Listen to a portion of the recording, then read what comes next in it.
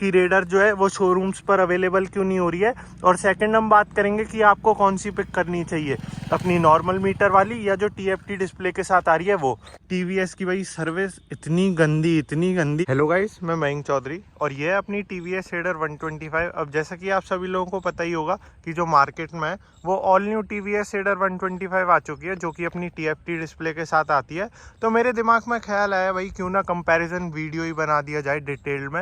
मतलब एक अपनी खड़ी हो TVS रेडर 125 जो मेरे पास है पुरानी वाली नॉर्मल मीटर के साथ जो आती है, और दूसरी साइड अपन खड़ी करें TFT वाली को, ताकि आपको एक बढ़िया कंपैरिजन देखने को मिले और आपको भी समझ आए कि क्या बाइक में अंतर है क्या नहीं है।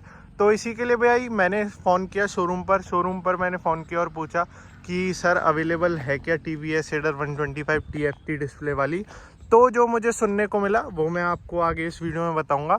और ये जो वीडियो होने वाली है इसमें मैं बात करने वाला हूँ कि अब जैसे आपके पास पैसे हैं, आपके पास 1.25 लाख रुपए तैयार हैं, 1,25,000 तैयार है और आपको बाइक चाहिए, लेकिन भाई दिक्कत तो ये आ रही है पैसा तो आपके पास तैयार है लेकिन बाइक ही नहीं मिल रही। तो आज मैं आपको मेन रीज़न बताने वाला हूँ कि बाइक की अवेलेबिलिटी है वो क्यों नहीं हो पा रही है रेडर की। मतलब आप लोगों के पास पैसे तैयार हैं लेकिन बस बाइक ही नहीं मिल पा रही है। तो मेन इशू की मैं बात करने वाला हूँ कि क्यों बाइक अवेलेबल नहीं हो पा रही है। और मैं ये भी बात करूँगा जैसा कि आप सभी को पता ही होगा वो महंगी कर दी है, तो भाई उस पर फ़र्क पड़ रहा है इस वाली रेडर पे। अब ये जो नॉर्मल मीटर वाली है ये उससे सस्ती पड़ती है, और आपको पता ही है इंडियन मेंटेलिटी अपनी क्या है भाई, जो सस्ती चीज़ है वो लेंगे ना जब ज़्यादा फ़र्क ही नहीं है। तो हम इस वीडियो में इसकी भी बात करेंगे कि आपको कौन सी पिक करनी चाहिए। अब जैसा कि जो मेरे पास रेडर है वो नॉर्मल अपनी नॉर्मल मीटर वाली है, और वहीं जो न्यू रेडर आ रही है वो TFT डिस्प्ले के साथ आ रही है। और अगर इनमें मोटा मोटा रेट का मैं अगर डिफरेंस बताऊं तो 10 से 11 हज़ार का अंतर पड़ जाता है। स्टेट टू स्टेट वेरी करता है, हो सकता है आपके स्टेट में हल्का सा कम हो और ज़्यादा भी हो सकता है, लेकिन मोटा मोटा अंतर जो है वो 10-11 हज़ार का पड़ जाता है। तो वीडियो में आप एंड तक बने रहिए, इसमें हम पूरी बात करने वाले हैं कि रेडर जो है वो शोरूम्स पर अवेलेबल क्यों नहीं हो रही है। और सेकंड हम बात करेंगे कि आपको कौन सी पिक करनी चाहिए, अपनी नॉर्मल मीटर वाली या जो TFT डिस्प्ले के साथ आ रही है वो। तो अब जैसा कि आप सभी लोगों को पता है कि जो मेरे पास रेडर है वो अपनी नॉर्मल मीटर वाली है, तो ये तो अपने पास तैयार थी लेकिन अपने पास कमी थी TFT डिस्प्ले वाली रेडर की। शोरूम में मैंने फ़ोन करा, इसीलिए शोरूम में फ़ोन करके पूछा कि TFT डिस्प्ले वाली जो रेडर है वो अवेलेबल है क्या। तो शोरूम से मैं आपको बताता हूँ मुझे क्या जवाब सुनने को मिला। तो उन्होंने मुझसे बोला सर TFT डिस्प्ले वाली तो अवेलेबल नहीं है, लेकिन जो अपनी ये जो नॉर्मल मीटर वाली है ना ये तो सर अवेलेबल खड़ी है, इसको तो चाहे आप अभी ले जाओ पैसे देकर। तो मैंने पूछा TFT डिस्प्ले वाली अवेलेबल क्यों नहीं है। तो इसका मैं रीज़न अभी आपको बाद में बताऊंगा, जो कि काफ़ी बढ़िया लगा मुझे सुनने में भी। और मैं भी कहीं ना कहीं ये बात पहले से ही सोच के चल रहा था जब मुझे प्राइसिंग पता चली थी रेडर की। तो इससे पहले मैं एक इंसिडेंस और बताना चाहूँगा। लगभग आप मान के चलिए 15-20 दिन पहले मैं शोरूम गया था किसी काम से।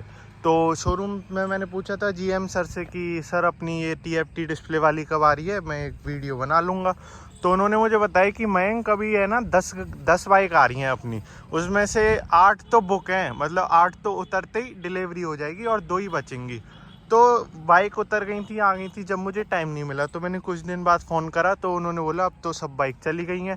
तो जो मेन रीज़न है मुझे पता चल रहा है, एक तो आप कह सकते हैं डिमांड तो बहुत ज़्यादा है रेडर की, चाहे आप नॉर्मल मीटर वाली लो या सिंपल वाली, डिमांड तो इसकी काफ़ी अच्छी बनी हुई है। और जो दूसरा रीज़न है ना TFT डिस्प्ले वाली ना अवेलेबल होने का, वो मुझे सर ने बताया कि TFT डिस्प्ले वाली अवेलेबल तो हम कर दें लेकिन उसकी अभी हमें मतलब चुनिंदा लोग ले रहे हैं। जो आप बात समझिए, TFT डिस्प्ले वाली जो अपनी रेडर है वो चुनिंदा लोग ले रहे हैं जिनको फीचर्स से मतलब है, जैसा कि मैंने आपको पहले भी अपनी वीडियोस में बता रखा है, जिनको चाहिए कि भाई हमें फीचर चाहिए और हमें पता चलना चाहिए किसका फ़ोन आ रहा है किसका नहीं आ रहा। तो एक ग्रुप ले रहा है TFT डिस्प्ले वाली को, वरना भाई सब GM सर मुझे बता रहे थे कि ज़्यादातर जो लोग हैं वो अपनी नॉर्मल डिस्प्ले वाली ले रहे हैं। और मेन रीज़न फिर आपको पता ही है 10-11 हज़ार रुपये बच जाते हैं, और अपनी इंडियन सोच यही रहती है कि जहाँ अपन को मैक्सिमम फ़ायदा हो और कम से कम अपने पैसे लगे। तो ये दो मेन रीज़न निकल के आते हैं रेडर की अवेलेबिलिटी के ऊपर। अगर आप नॉर्मल मीटर वाली की बात करें ना, अब तो इसकी अवेलेबिलिटी आपको शोरूम्स में मिल जाएगी, लेकिन TFT डिस्प्ले वाली की बात करें तो TFT डिस्प्ले वाली आपको लिमिटेड जगह पर मिलेगी। जो रीज़न है वो मैंने आपको बता ही दिया, एक तो चुनिंदा लोग ले रहे हैं अवेलेबिलिटी कम है। और फिर शोरूम में अगर हम मंगा के खड़ी भी रख दें तो फिर वो बिके ही नहीं, तो उससे क्या सेंस है। तो इसीलिए अभी जो है वो बुकिंग पे ये मंगा रहे हैं। तो मैंने सर से पूछा कि सर कब तक आ जाएगी, मैं जब बना लूँगा कंपैरिजन वीडियो। तो उन्होंने बोला मयंक अभी तो कोई आइडिया नहीं है और ना ही हमारे पास कोई बुकिंग है। लोग जो हैं वो अपनी नॉर्मल मीटर वाली को खरीद रहे। सर ने मुझे 2 रीज़न बताए। एक तो जो मैंने आपको बता दिया फीचर्स वाला, 125cc सेगमेंट में इतने फीचर्स नॉर्मली लोगों को नहीं चाहिए होते हैं। और जो अपना सेकंड रीज़न आ जाता है वो प्राइस का आ जाता है। सर ने मुझे बताया कि 10-11 हज़ार का अंतर पड़ जाता है और लोग ज़्यादातर अपनी नॉर्मल मीटर वाली उठा रहे हैं। एक तो इसकी अवेलेबिलिटी मिल रही है, उसकी अवेलेबिलिटी नहीं मिल रही, और फिर वही वाली बात है, पैसे वाली बात तो है ही है। तो ये तो मेन रीज़न निकल के आते हैं अपनी अवेलेबिलिटी के ऊपर। हालांकि सर ने मुझे बोला कि जैसे अगर किसी को बाइक चाहिए ना, तो अगर वो बुकिंग करवा दे तो बुकिंग करा के लगभग आप मान के चलो 10-15 दिन में उसको मिल जाएगी।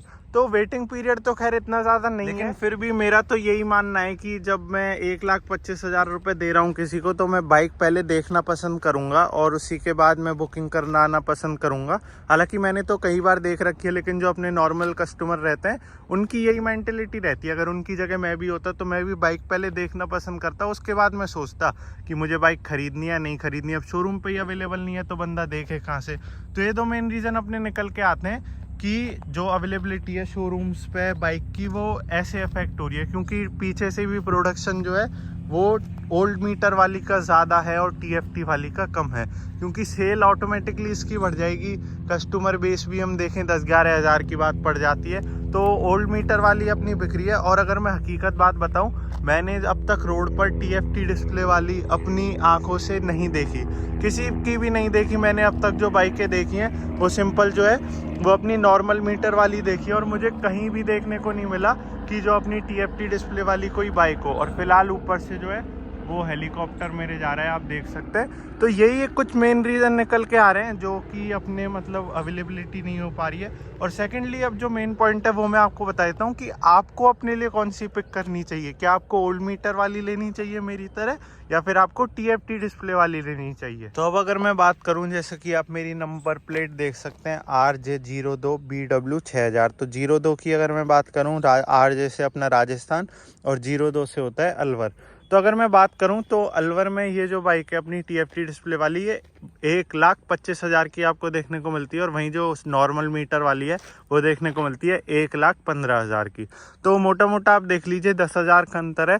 तो अब मैं आपको बताता हूँ कि आपको कौन सी लेनी चाहिए। अब देखो पर्सनली अगर मैं बात करूँ तो मेरे पास ओल्ड मीटर वाली है, और जब TFT डिस्प्ले वाली लॉन्च हुई तो मुझ पर ऐसा कुछ खास फ़र्क पड़ा नहीं, क्योंकि ऑलरेडी जो अपना ओल्ड मीटर है वो भाई बेहद ही सुंदर देखने को मिल जाता है अगर आप इसको देखो तो। हालांकि मेरे पे तो लेमिनेशन चढ़ी हुई है, इसीलिए आपको थोड़ा फीका फीका लग सकता है। बाकी रात वगैरह में ये बहुत ही सुंदर देखने को मिल जाता है, मतलब मुझे कोई शिकायत नहीं है।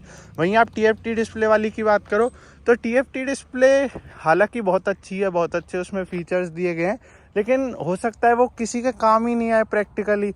उन फीचर्स को काम जो लेंगे वो भाई यंगस्टर लेंगे मेरे जैसे। बाकी जो अपने नॉर्मल लोग बाइक लेते हैं वो 125cc सेगमेंट की इसीलिए लेते हैं ताकि उनके day to day purpose solve हो जाए, वो ऑफिस चले जाएं, कॉलेज चले जाएं, या फिर उनका कहीं टूरिंग का काम है तो वो हो जाए और उनको बढ़िया माइलेज मिले।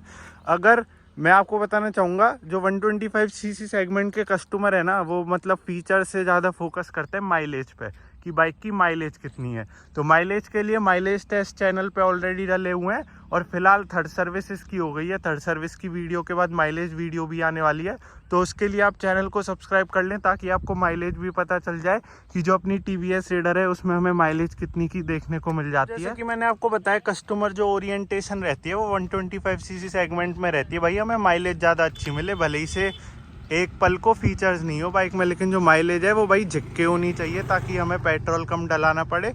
और हम भाई 125cc सेगमेंट की ले इसलिए रहे, वरना हम 200-300cc की ले लेते। तो ये मेन पर्सपेक्टिव रहता है। और मेरा तो यही कहना है कि जैसे अगर आपको फीचर्स की नीड नहीं है ना, अगर आप प्रैक्टिकल बंदे हो, बस आपको बाइक चलानी है करनी है और ज़्यादा तामझाम चाहिए नहीं, क्योंकि अपनी इसमें भी सब देखने को मिल जाते हैं अपन को, इको मोड, पावर मोड।